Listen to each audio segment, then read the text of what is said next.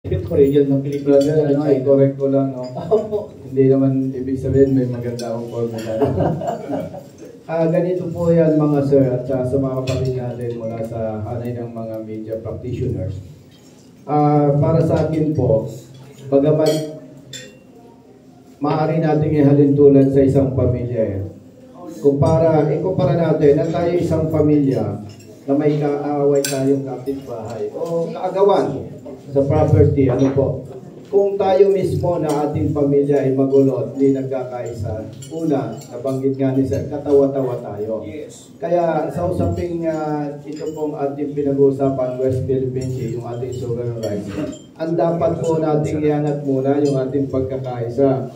At kapag tayo po ay nagkakaisa na, una, hindi naman natin pwedeng patasin yung tension between China and Philippines kasi aminin natin yung totoo, huwag na tayong mahiya.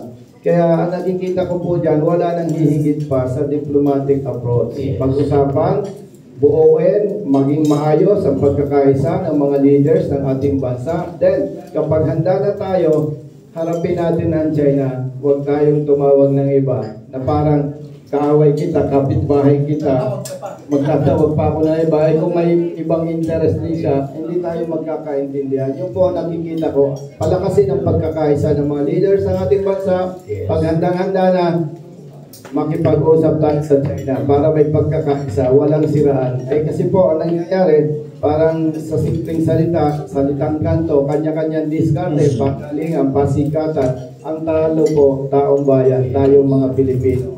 Itatanong ko pa sana kay Colonel Busita kung